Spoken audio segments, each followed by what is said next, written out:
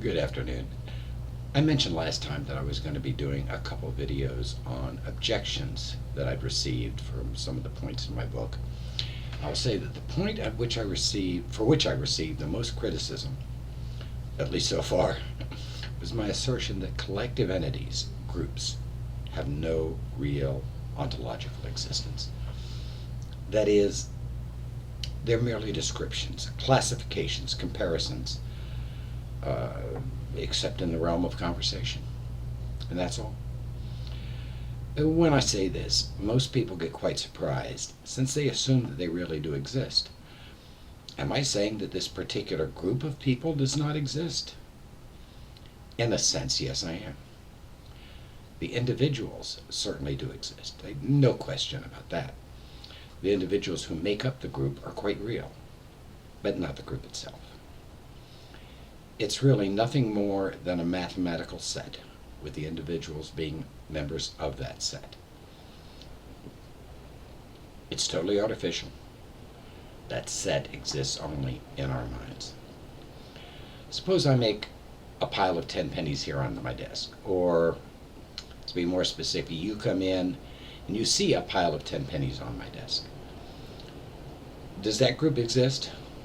No, it doesn't. It exists only as individual pennies. Can you show me the group apart from the individual pennies that comprise it? No, you can't. You can show me 10 individual pennies. You can put them together and say, see.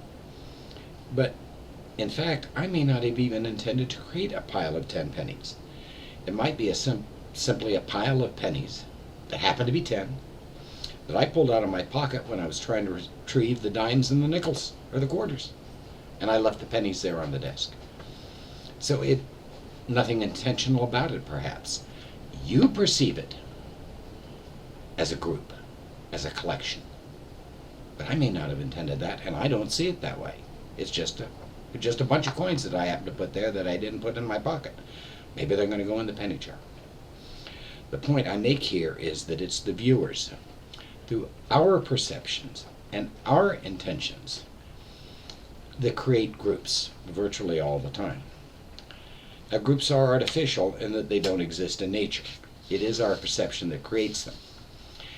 And we create them by making distinctions among larger possible collections. And different observers can make different distinctions. I'll give an example from ancient history. Most Romans made few distinctions among the Gauls. Gauls were the enemies of Rome, and all Gauls were ultimately enemies. They were any people that happened to speak a Celtic language and whose high priests were the Druids. All right? Julius Caesar, on the other hand, and this is perhaps maybe because he spoke some of their languages, knew that they were not a united people. They were not a group. There were the Canutes, the Vulgus Tectosoges, forgive my pronunciation here. And he knew he could use these rivalries, because they did not see themselves as groups, to cement Roman control over the area.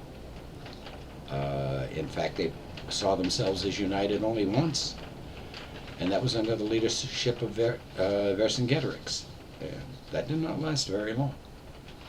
Now, we do this all the time. Look at the tendency to assume monolithic groups of voters, and often these groups end up being quite elusive. What is a Hispanic, for example?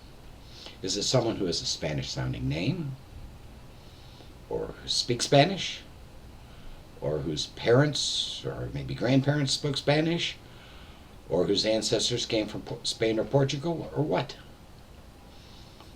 I have a relative in Guatemala, by marriage, but still a relative, who carries a Chinese surname, looks completely Asian, but who clearly thought of himself as Guatemalan and hence Hispanic. Is he Hispanic or not? Spanish was his native language. That's how he thought. That's how he acted. Who decides? Now, this could sound all academic, angels dancing on the heads of pins. Do I perceive sense data or do I perceive real objects? But it has a social relevance. It has social, ethical, political ramifications. If the group does not really exist, but is just a subjective definition on the part of some people in a given society, it makes no sense to speak of that entity, I'm using air quotes here, as having any rights or responsibilities, since it no more exists than does the invisible pink unicorn. All social philosophy must begin and end with discrete individuals, unless you're taking a verbal shortcut. Pick any social group you choose, for example. Let's say in this case, African American women. We may be able to come up with some criteria that describes this, but we might get into arguments over it.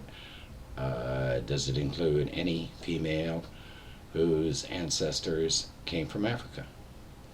Or does it include any female whose ancestors came from Africa before the abolition of slavery?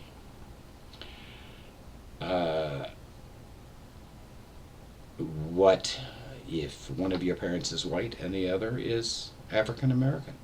Are you still African American? Who decides? Can you show me the group? Just like the pennies. Can you show me the group without showing me the individuals? No, you cannot.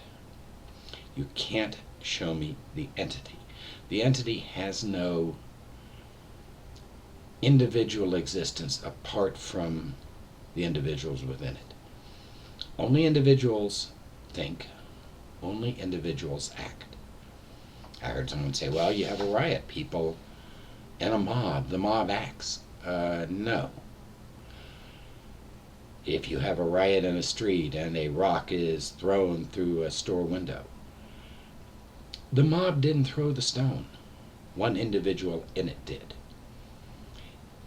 The members of the group may appear to act together. In fact, they might even all work to the same end. But it's still the individuals that act. It's still only a collection of individuals. And the responsibility for an action still resides with the individual who performed the action, not with the group. Have a good day.